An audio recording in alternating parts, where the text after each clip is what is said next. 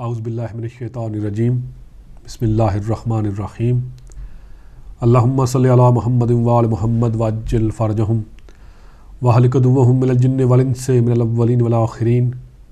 محترم ناظرین و سامعین، السلام علیکم۔ آپ کا میزبان سید علی مرتضیٰ پروگرام ظہور حجت کے ساتھ حاضر خدمت ہے۔ آج کا روز کیونکہ شہادت ہے ثانیہ زہرا عقیلہ بنی ہاشم شریکۃ الحسین بی بی زینب سلام اللہ علیہ کا، اس سلسلے میں تمام مومنین اور خصوصاً امام زمانہ علیہ السلام کی خدمت میں تعزیت پیش کرتا ہوں، اور میرے ساتھ تشریف رکھتے ہیں نہایت ہی محترم جناب قبلہ مولانا حجت الاسلام والمسلمین سید الفضل نقوی صاحب۔ قبلہ السلام علیکم۔ جی وعلیکم السلام ورحمۃ اللہ۔ قبلہ پچھلا پروگرام جو ہمارا، اس میں آپ نے امام غائب کی ضرورت کیوں ہے اس پہ گفتگو کی ہے، لیکن ٹاپک مکمل نہیں ہوا تھا، اس لیے میں چاہوں گا کہ آج آپ رہنمائی فرمائیں کہ امام غائب کی ضرورت کیوں ہے۔ اعوذ باللہ من الشیطان الرجیم، بسم اللہ الرحمن الرحیم۔ میں بھی آپ نے ذکر کیا ہے جناب سیدہ ثانیہ زہرا سلام اللہ علیہ کی شہادت کا دن ہے، اور یہ دن یقیناً اس اعتبار سے ایام اللہ میں سے ہے۔ بی بی کا رول جو ہے وہ میں سمجھتا ہوں کہ کربلا میں سید الشہداء علیہ الصلوۃ والسلام کے مشن کو مکمل کرنے میں جو ان کا کردار ہے وہ واقعاً تاریخ بشریت ایسا ثانی تصور نہیں کر سکتی۔ یہ جناب زینب کبریٰ ہی کی شخصیت ہے جنہوں نے امتیاز ہے، جنہوں نے امام حسین علیہ الصلوۃ والسلام کے مشن کو پایہ تکمیل تک پہنچایا۔ بنیادی طور پہ امام حسین علیہ الصلوۃ والسلام کا مشن بھی یہی بحثیں ہیں جو ہم کر رہے ہیں کہ انبیاء کے مشن اور ہدف کی تکمیل تھی، اور بالآخر امام نے اپنے حصے کا کام انجام دیا، اور امام غائب علیہ الصلوۃ والسلام آئیں گے تو انشاءاللہ یقیناً اس مقصد کو، ہدف کو پورا فرمائیں گے انشاءاللہ۔ اللہ تعالیٰ کی بارگاہ میں دعا ہے کہ پروردگار ہمیں انہی سچوں کی راہ پہ گامزن رہنے کی توفیق اور طاقت عطا فرمائے۔ سوال آپ نے فرمایا کہ امام کی ضرورت کیوں ہے۔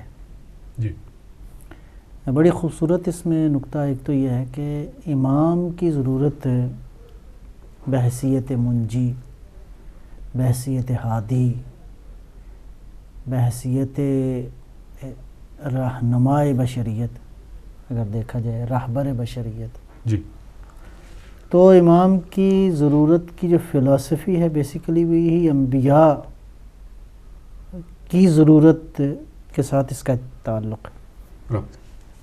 یعنی انبیاء کیوں ضروری ہیں؟ جی، اگر ہم کہتے ہیں انبیاء اگر ضروری ہیں تو پھر امام زمانہ بھی ضروری ہیں، سبحان اللہ، یعنی بہت گہرا ربط ہے۔ جی، فلسفہ بعثت انبیاء جو ہے اس کے ساتھ بہت ہی گہرا تعلق ہے۔ جب دین پھیلانے کے لیے اللہ کے نمائندوں کی ضرورت تھی تو پھر ایک منجی کی بھی ضرورت ہے جو دین کو نجات دے، سبحان اللہ، جو بشریت کو نجات دے۔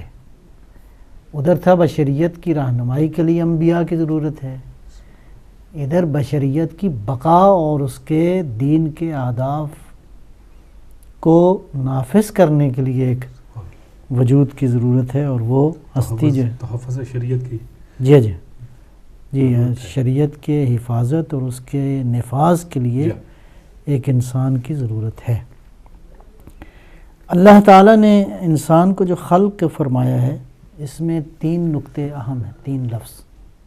ایک ہدایت ہے انسان کی، ایک تکامل ہے انسان کا، اور انسان کا تکامل یعنی ہدایت پہلا مرحلہ ہے، پھر تکامل ہے، اور یہ تکامل عبودیت کے بغیر حاصل نہیں ہوتا۔ سبحان اللہ،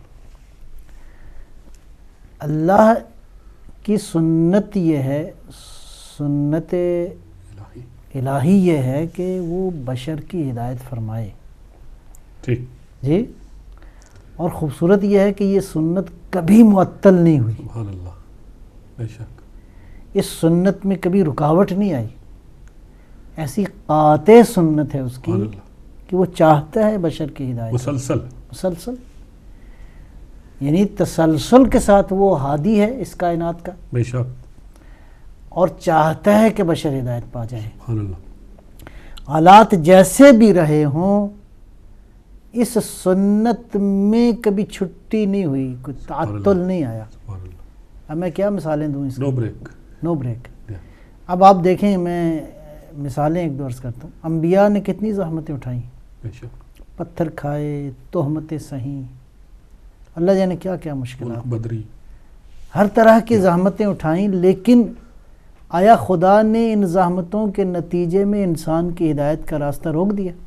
سبحان اللہ، یہ اس کی کریمانہ بے شک، اور اس کی حکیمانہ مشیت کا تقاضا ہے، بے شک، یہ بات بڑی اہم ہے۔ جی، یہاں تک کہ ہم دیکھتے ہیں خاتم المرسلین صلی اللہ علیہ وآلہ وسلم کے ساتھ واقعہ پیش آیا طائف کا سفر۔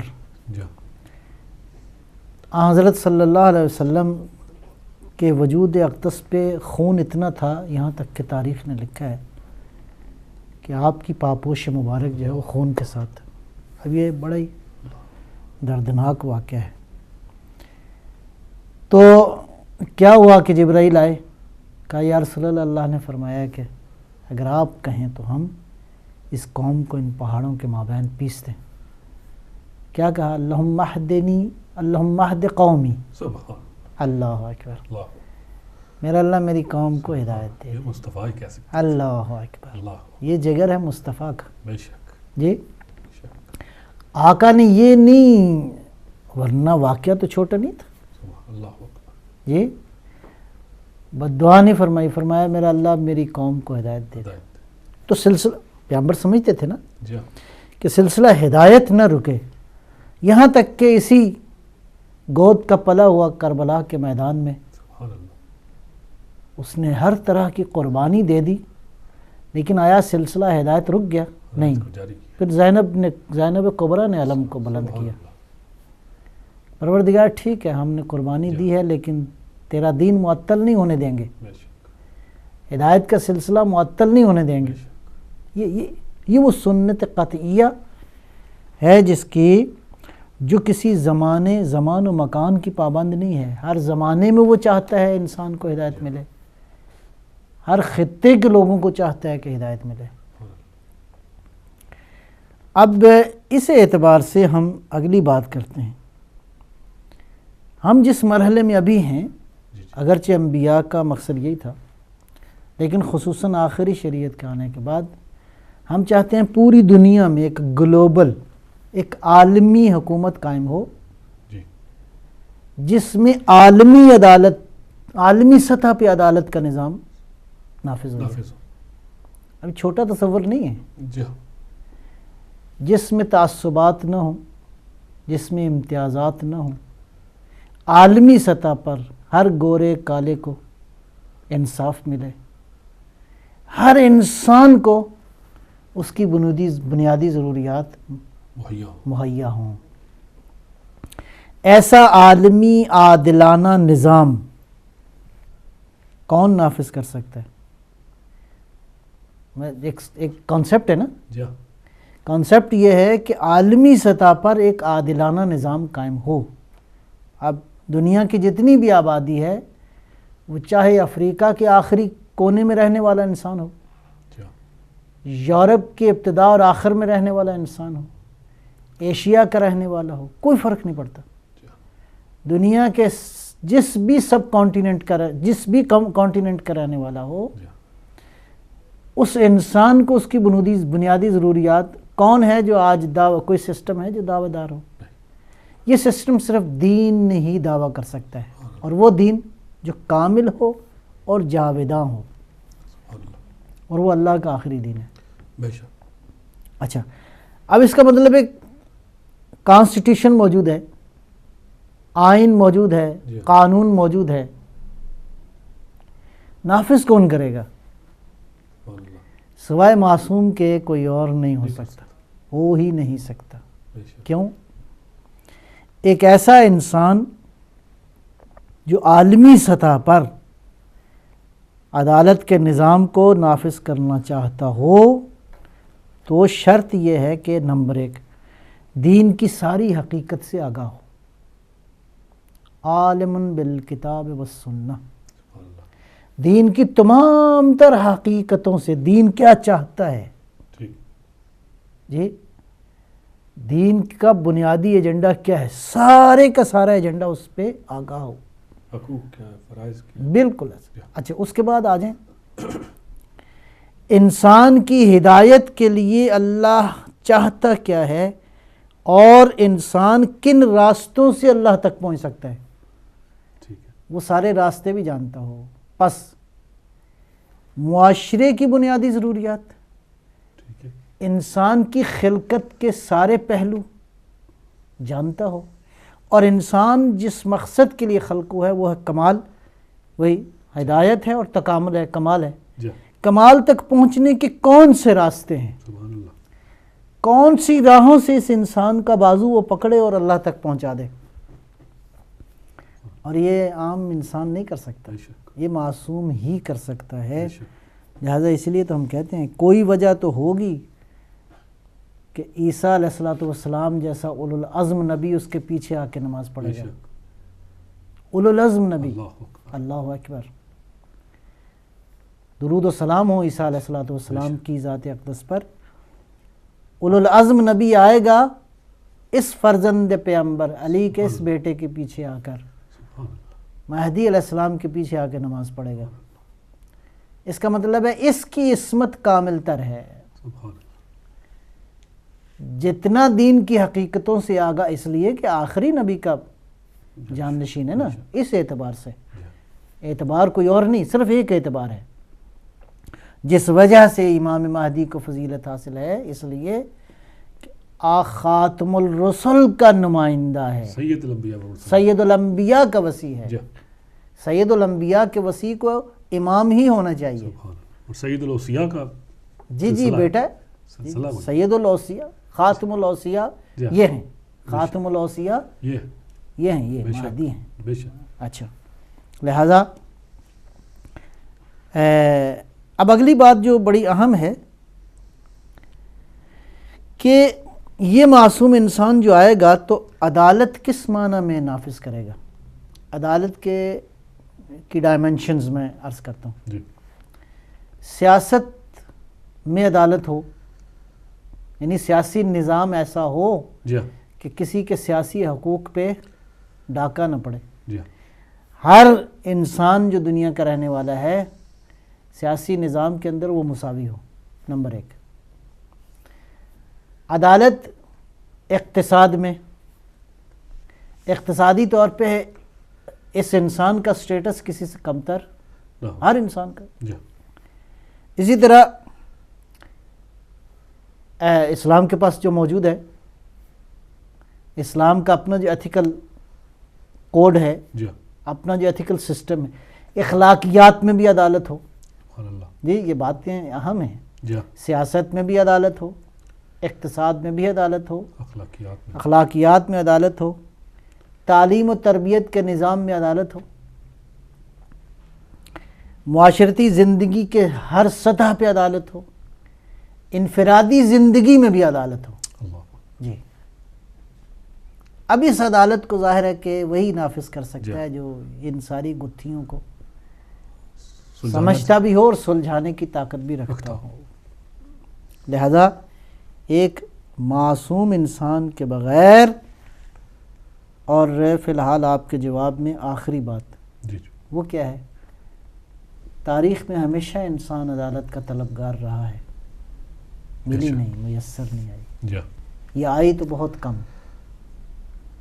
عدالت کی اس حقیقی تصور کو جو ہم دیکھ رہے ہیں، جو چاہ رہے ہیں، جو ہم سب انسانوں کا کی خواہش ہے انشاءاللہ آئندہ ہو، تو انشاءاللہ وہ یہی آخری معصوم نبی اکرم کا آخری نمائندہ آئے گا اور یہ کام کرے گا انشاءاللہ۔ جزاک اللہ خیر۔ آپ نے پچھلے پروگرام میں مختلف جو سیاسی نظام ہیں ان پر ہماری رہنمائی فرمائی تھی، اور اسلامی سیاسی نظام کی بنیادی خصوصیات آپ نے بیان کی تھی، لیکن تشنا رہ گیا۔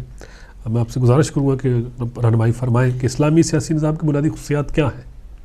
میرا خیال ہے اسلامی حکومت یا سیاسی نظام کی جو بنیادی کریکٹرسٹکس کہہ لیں، ہمارے پاس دو بڑی مثالیں موجود ہیں.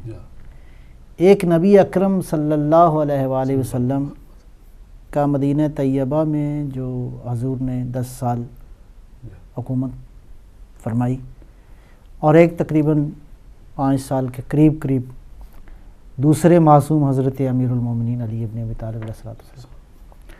تو یہاں سے وہ بنیادی خد و خال سمجھ میں آتے ہیں جی کہ وہ کیا ہے اسلامی سیاسی نظام، اسلام کا جو پولیٹیکل سسٹم ہے. میں یہاں پہ ایک اور بات شاید پہلے بھی عرض کی، یہ بڑی تشنگی ہے، اس پہ بحث فرمائیے کیونکہ پچھلے نظام میں جی بڑا کم وقت ملا تھا ہمیں. جی میں ایک نقطہ اور یہاں پہ عرض کرنا چاہتا ہوں.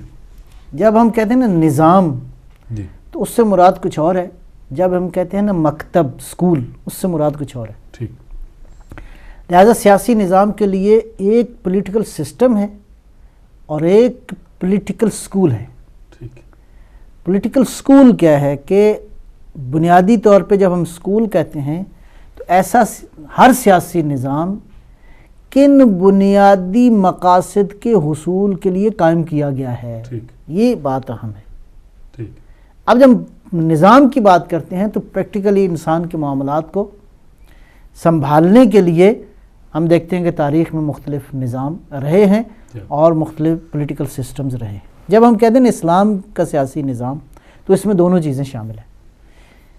بنیادی جو سکول ہے وہ تو میں نے پہلے عرض کر دیا، وہ ہدایت ہے انسان کی، وہ انسان کا تکامل ہے. وہ انسان کو خدا چاہتا ہے کہ اس نظام کے ذریعے انسان کو اس کی ہدف خلقت جو ہے اس کے قریب کیا جائے. اب دیکھتے ہیں نبی اکرم صلی اللہ علیہ وسلم میں ایک دو باتیں زیادہ اس کی ابھی فی الحال تفصیل میں نہیں جاتا کہ آقا جب تشریف لائے تو جو بہت بنیادی کام کیے. پہلی بات آپ نے اگر غور کریں تو اتنی بڑی بات ہے کہ جس کو جتنا بھی جس کی جہتوں کو دیکھا جائے تو وہ بہت ہی وسیع، اس کی گہرائی سمجھ میں نہیں آتی یا گہرائی کو دیکھنے کی ضرورت ہے. وہ کیا ہے؟ حضور تشریف لائے تو جو سب سے بنیادی کام کیا وہ مسجد کا قیام تھا. جی اب اس مسجد کو آپ دیکھیں، اس کی مختلف ڈائمنشنز جو اس زمانے میں تھیں.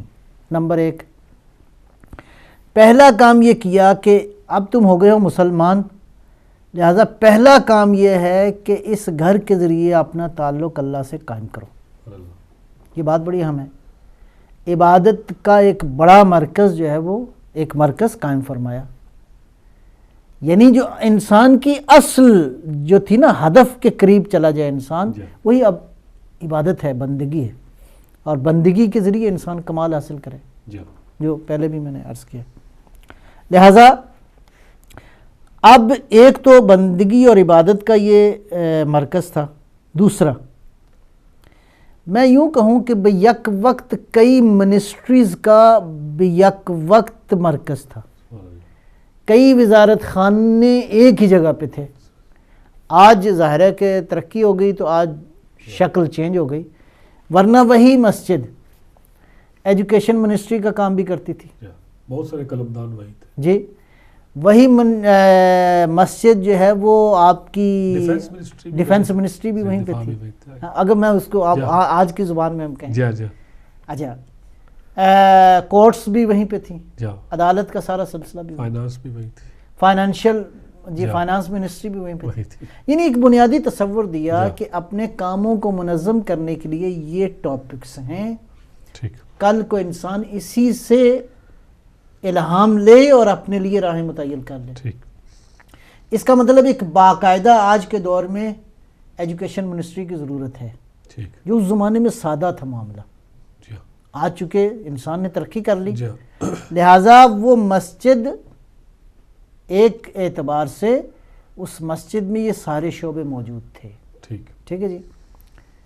تو مطلب ہے دفاعی حکمت عملیاں بھی وہیں ہوتی تھیں، قرآن کا درس بھی وہیں ہوتا تھا، تفسیر کا درس بھی وہیں پہ تھا، مدرسہ بھی وہیں تھا. ایجوکیشنل سارا سسٹم. اچھا مشاورت بھی وہیں پہ ہوتی تھی. اچھا حضور جو ہے وہ لوگوں کے سوالوں کے جواب بھی وہیں دیتے تھے. اللہم صلی اللہ علیہ. بڑی خوبصورت گفتگو. ایک کالر ہے اگر آپ کی. جی بسم اللہ. جی السلام علیکم جی. کون کہاں سے جی؟ جی وعلیکم السلام. مخصوص سعید عرض کر رہا ہوں واٹ فورڈ سے. بسم اللہ سید. السلام عرض کرتا ہوں. علیکم السلام. میرا کیوں سے یہ سوال ہے کہ جیسا کہ ہم دعا کرتے ہیں اور اللہ تعالیٰ یہ کرے دعا قبول و مستجاب فرمائے کہ ہم جناب حجت کہ ان کی فوج میں شامل ہوں, ان کے انصار عوام میں شامل ہوں تاکہ کفر اور برائیوں کا کلا کم ہو سکے. تو اس میں لیڈیز کا کیا رول ہے؟ کیا امام کے حواریوں میں ان کے انصار و عوام میں کیا خواتین بھی ہوں گی یا ان کے لیے یہ معاملہ ساکت ہے؟ بہت مہربانی. جزاک اللہ خیر. جی تو ایک تو یہ مسجد کا قیام, یعنی اس پہ آپ جتنا بھی آپ لکھنا چاہیں سوچنا چاہیں تو وہ ساری باتیں سمجھ میں آتی. دوسرا کام اسلامی حکومت, اسلامی تمدن, اسلامی ثقافت کی جو بنیادی ترین اکائی ہے وہ کیا ہے؟ حضور نے مواخات قائم فرمائی. سبحان اللہ. جی یعنی گویا آپ کسی بھی پولیٹیکل سسٹم کو چلانا چاہتے ہیں تو پہلے معاشرے میں لوگ ایک دوسرے کے ساتھ کیسے رہنا چاہیے ان کو. اصل سوال یہ ہے کیا لوگوں کا آپس میں رابطہ کیسا ہو. اب میں اس کا ترجمہ یوں کرتا ہوں اس مواخات کا جو مجھے سمجھ میں آتا ہے. اسلامی مواخات کا معنی یہ ہے کہ سارے مسلمانوں کے غم سانجھے ہیں, سارے مسلمانوں کی خوشیاں سانجھی ہیں, سب کے تصورات سانجھے ہیں, سب کے اہداف اکٹھے ہیں, سب نے ایک دوسرے کے ساتھ مل کے جینے کی اور وفاؤں کا عہد کیا ہے ایک دوسرے کے ساتھ. یہ ہے یعنی جب اسلامی معاشرے کا معنی یہ ہے کہ سارے ایک دوسرے کی معاشرتی زندگی میں شامل ہو جائیں. یہی وہ بات ہے جس کو قرآن کریم اور احادیث نے مختلف صورتوں میں بیان کیا ہے. مثلا نے فرمایا کلکم راعٍ وکلکم مسئول, ہر کوئی تم میں سے ایک دوسرے کا ذمہ دار ہے. لیکن آج افسوس انفارچونیٹلی ایک ایسی سوسائٹی میں ہم رہ رہے ہیں آج کی دنیا میں معاملہ بالکل برعکس ہے. جی بسم اللہ. جی السلام علیکم جی. کون کہاں سے جی؟ ہیلو السلام علیکم. وعلیکم السلام ورحمۃ اللہ. جی میں نے ایک چھوٹا سا سوال پوچھنا ہے مولانا صاحب سے, اور مولانا صاحب کی خدمت میں میرا سلام ہو. جی بسم اللہ.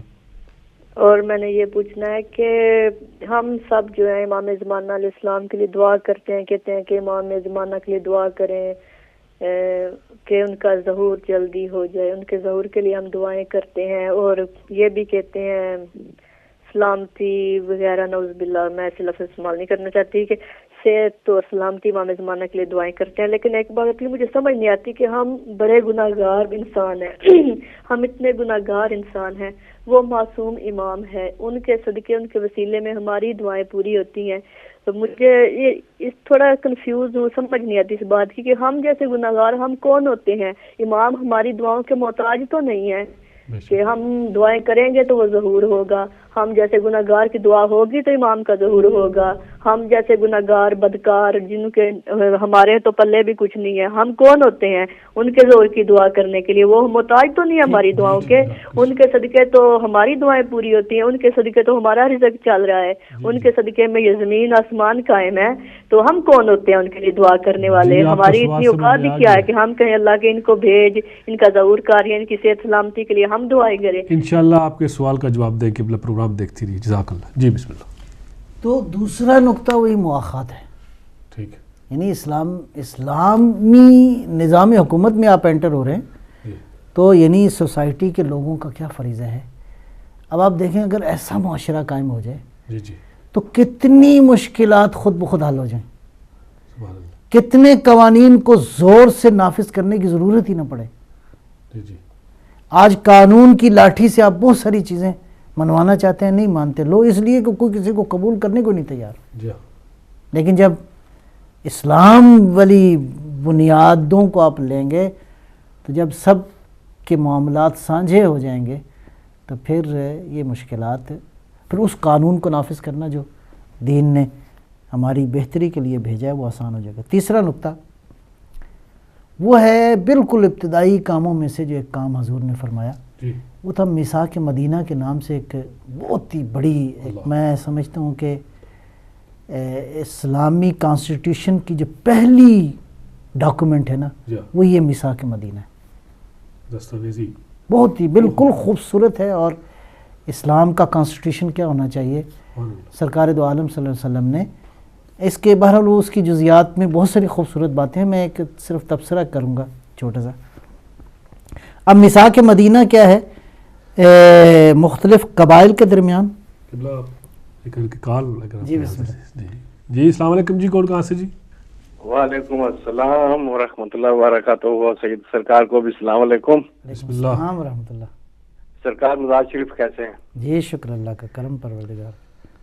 سید علی جان شاہ عرض کر رہا جی ہوں بسم اللہ بسم اللہ۔ واقعہ ایک بات تو میں اس کا اعتراف کروں گا کہ آپ کی گفتگو بہت گہرائی میں ہوتی ہے اور بڑی لطف اندوز ہوتی ہے، اس میں تو شک نہیں ہے، لیکن میرے دو سوال ہیں۔ یہ پہلا سوال تو آپ نے پہلے کچھ دیر پہلے یہ فرمایا تھا کہ حضرت عیسیٰ علیہ السلام جو ایک عظیم رسول ہیں وہ سرکار کے پیچھے نماز پڑھیں گے، تو وہ جو آیت ہے سورہ بقرہ کی 124 کہ ابراہیم نبی تھے، رسول تھے، خلیل تھے، لیکن جب اللہ نے امتحان میں ان کو کامیاب پایا تو امامت کا عہدہ دیا، تو کیا یہ ایک واضح دلیل اور ایک حجت قائم نہیں ہوتی؟ یہ حقیقت میں بات ظاہر نہیں کرتی، یہ حقیقت اس حقیقت کو کہ امامت واقعی نبوت اور رسالت سے افضل ہے، جبکہ ایک عظیم رسول ہمارے امام کے پیچھے نماز ادا کریں گے۔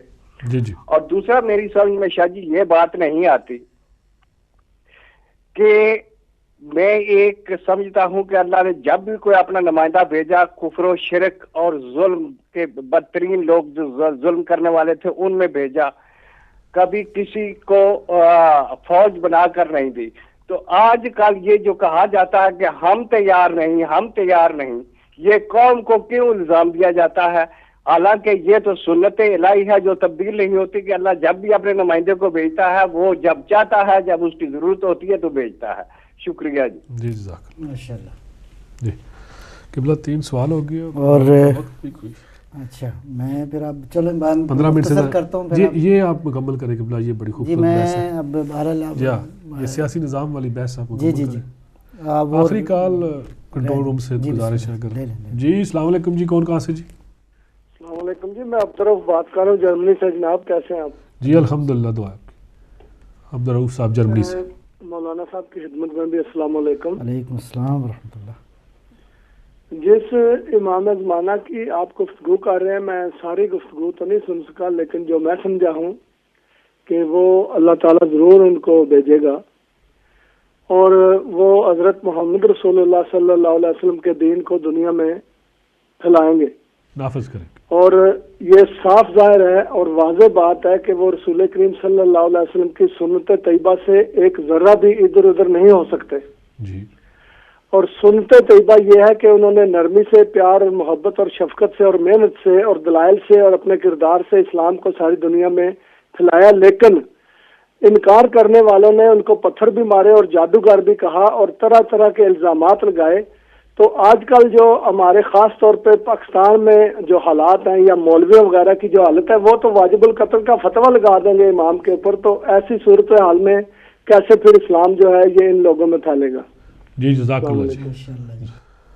سوالات تو آج بڑے ٹاپک سے مربوط آئے۔ جی سوال تقریباً سارے ٹاپک میرا خیال ہے میں بحث انشاءاللہ پھر اگلے پہ کرتے ہیں، میں ایک تبصرہ کر کے تو سوالوں کی طرف چلتے ہیں۔ جی جی۔ میثاق مدینہ میں بہت ہی خوبصورت باتیں، ایک تو یہ ہے کہ انصار تھے، مہاجرین تھے، قبائل تھے مختلف، ان میں یہود بھی تھے، ان کے قبیلے بھی 3 بڑے قبیلے تھے، ان سب کے درمیان ایک پولیٹیکل وہ ہے پیکٹ ہے۔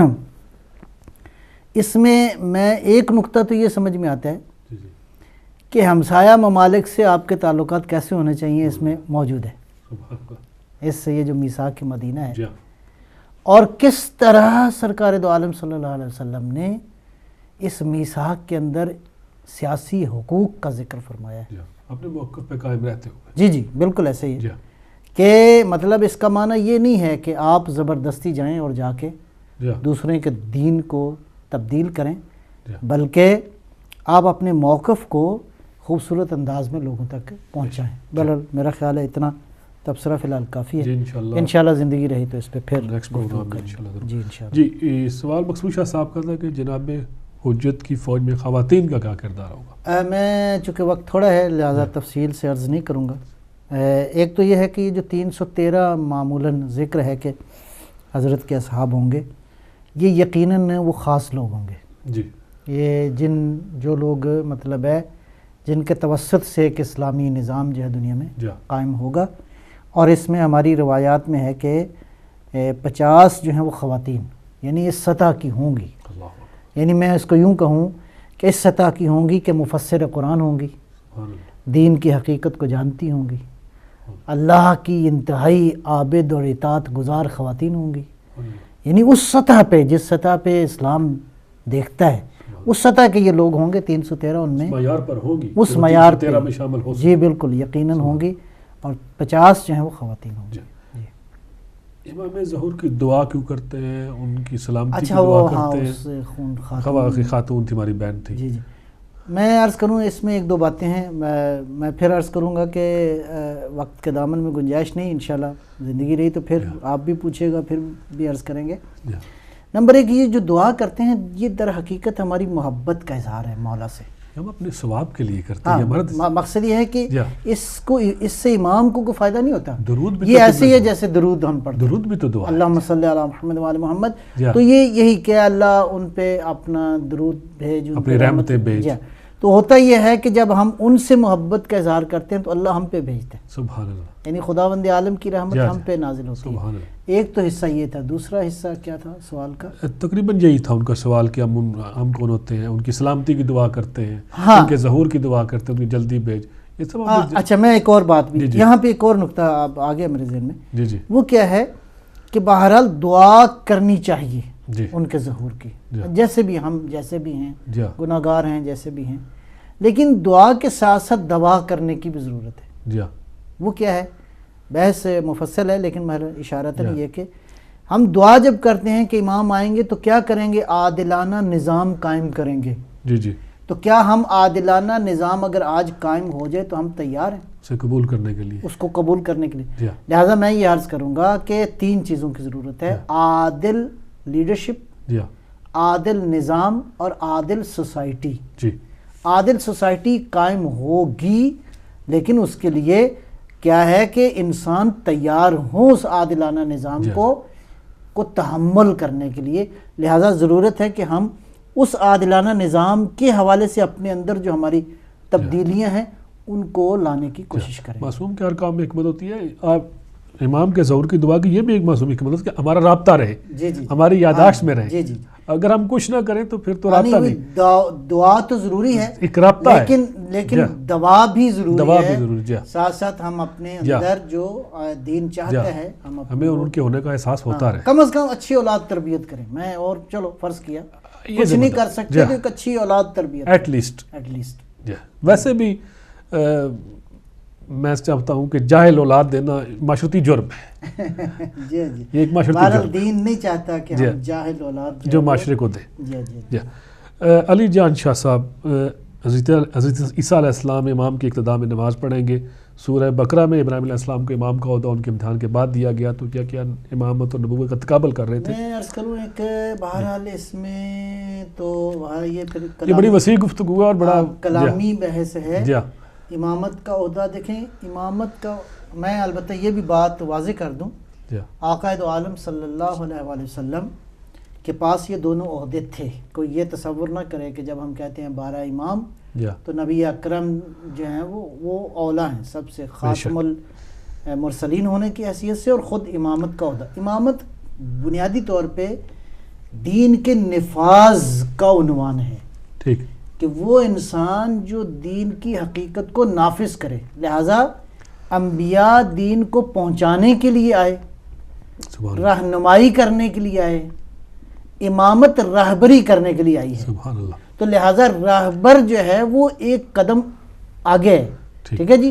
ابراہیم علیہ السلام کا مقام بھی اس لیے بلندتر ہے. ہمارے آقا نبی اکرم صلی اللہ علیہ وسلم نے شریعت پہنچائی بھی اور نافذ بھی فرمائی.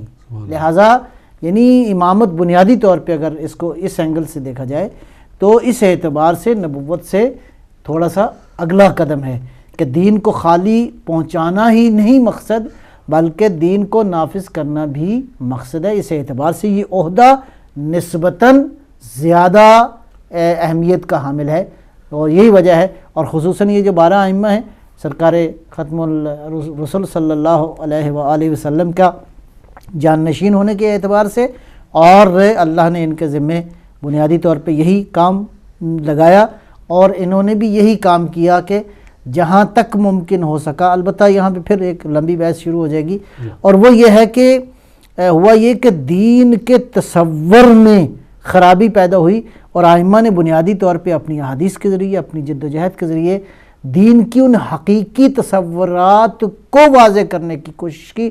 جیسے میں نے ابھی عرض کیا سید الشہداء امام حسین علیہ السلام کی جو قربانی ہے اس کی اگر آپ اس کی گہرائی میں اگر آپ جائیں گے تو وہ جو خط امام نے لکھا ہے اہل کوفہ کے نام جس میں ایک راہبر کی اور ایک اسلامی اسٹیٹ کے حکمران کی جو بنیادی خصوصیات تحریر فرمائی ہیں وہ قابل غور ہیں. لہٰذا یزید ایک طرف تو حکمرانی کا اہل نہیں تھا اور دوسری طرف اسلامی حکمرانی کا اہل اصل تصور نہیں ہے اس بات کا. لہٰذا امامت کا عہدہ ہر حال ہے نبوت کے عہدے سے اس اعتبار سے جو ہے وہ تھوڑا سا مختلف ہے.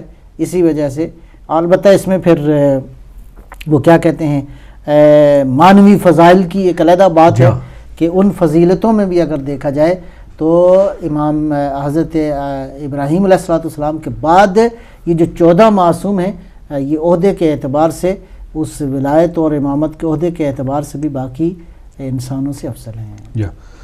اس کا دوسرا سوال تھا کہ یہ کہا جاتا ہے کہ انسان تیار نہیں اس لیے ظہور امام زمانہ. ہاں یہ بات بھی میرا خیال ہے میں نے اس پہلے سوال کے جواب کے حوالے سے کچھ ٹچ کی ہے.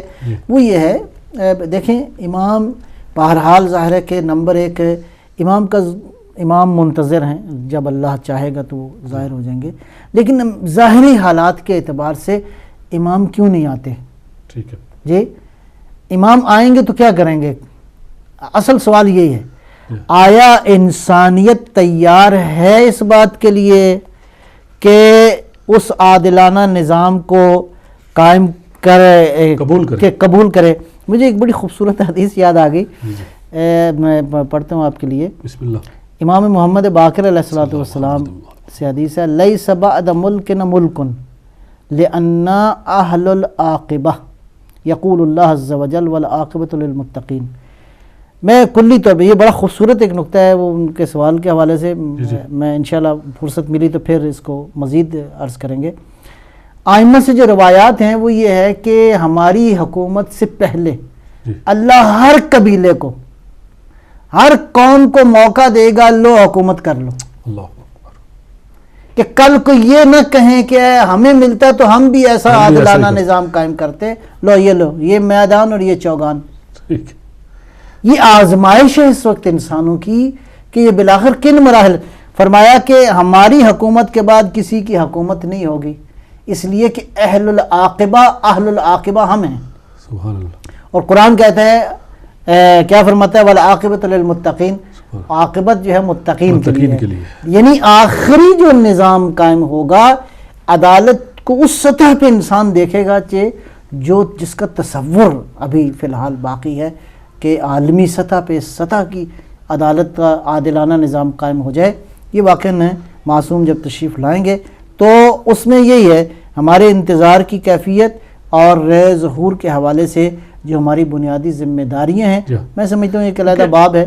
انبیاء بھیجے جاتے تھے امام کا ہم انتظار کر رہے ہیں. جی تو جب بندہ انتظار ہوتا ہے تو اس کی کوئی ذمہ داری ہوتی ہے کہ وہ آنے کے لیے کوئی بندوبست کرے. بالکل ایسے ہی اس انتظار کے حوالے سے بھی ہماری کوئی ذمہ داری ہے جس کے لیے ہمیں تیار رہنے کی گزارش کی جاتی ہے. انشاءاللہ زندگی رہی تو اس پہ بھی عبدالرؤف صاحب جرمنی سے ہیں. وہ کہتے ہیں امام زمانہ سنت نبی پر عمل کریں گے، ظاہر ہے وہ اپنے اخلاقیات سے دین کو نافذ کریں گے، اور جاہل ملا تو ان کے قتل کا فتویٰ دے گا، تو وہ کس طرح یہ نظام ہے؟ اچھا سوال ہے، بہرحال ان کا بڑا معصومانہ سوال ہے۔ جی نہیں ماشاءاللہ اچھا جی جی۔ نمبر ایک تو یہ ہے کہ جب امام آئیں گے تو اللہ ظاہر ہے کہ آخری نمائندے کو بھیجے گا، جی، تو نمبر ایک کیا کریں گے، 2 مرحلے ہیں۔ جی، پہلا مرحلہ تو یہ ہے کہ حجت تمام کریں گے، یعنی دلائل کے اعتبار سے کوئی یہ نہیں کہے گا کہ ہمیں دلیل ٹھیک نہیں ملی، دین کی آخری حجت قائم ہوگی، ٹھیک ہے جی۔ یہ اس پہ بہت ساری پھر بحثیں ہیں کہ ٹیکنالوجی کے اس زمانے میں ابھی بھی لوگ حقیقتوں کے منکر ہیں، امام ایسا علم لائیں گے کہ انسان انکار ہی نہیں کر سکے گا۔ میری سمجھ کے مطابق میں عرض کرتا ہوں، فرض کریں امام فرمائیں گے کہ واقعہ کربلا یوں ہوا تھا، ابھی لوگ منکر ہیں کہ نہیں یوں نہیں ہوا تھا، ٹھیک ہے جی۔ یا مثلا حضرت عیسیٰ علیہ السلام کی تعلیمات کیا تھیں، ابھی انسانوں کو سمجھ نہیں آ رہی کیا تھیں، تو امام اپنے علم کے ذریعے لوگوں کو کہیں گے کہ یہ لو دیکھ لو، اپنی چشم واق کرو اور دیکھو کہ یہ واقعہ کربلا کیا ہوا ہے۔ اس واقعے کو جب امام دکھا دیں گے اپنی ولایت کی قوت سے یا اپنے علم کی طاقت سے، تو اب انسان انکار نہیں کر سکے گا۔ عیسیٰ علیہ السلام نے کیا فرمایا خود دیکھیں گے کہ عیسیٰ نے کیا فرمایا، جب علم اس سطح پہ ہو جائے گا۔ میں یہ جو کہ علمی بات ہے لہٰذا اس کو ابھی مزید ٹچ نہیں کرتے، لہٰذا اتمام حجت ہوگا، پہلا مرحلہ تو یہ ہے۔ اور اس کے بعد اگر کوئی کہے کہ اس کا فتویٰ کام آئے گا، یہ اس کی بھول ہے، یہ چونکہ آخری زمانہ ہوگا، ضد کے مقابلے میں پھر میرا مطلب ہے لینینسی نہیں چلے گی، ضدی کو اس کی سزا پھر امام دیں گے، اس لیے کہ اب وہ زمانہ نہیں ہے کہ اس امام کو مار دیں گے تو پھر کوئی اور آ جائے گا، پھر کسی نبی کو مار دیا تو کوئی اور نبی آ گیا، یہ آخری زمانہ ہوگا۔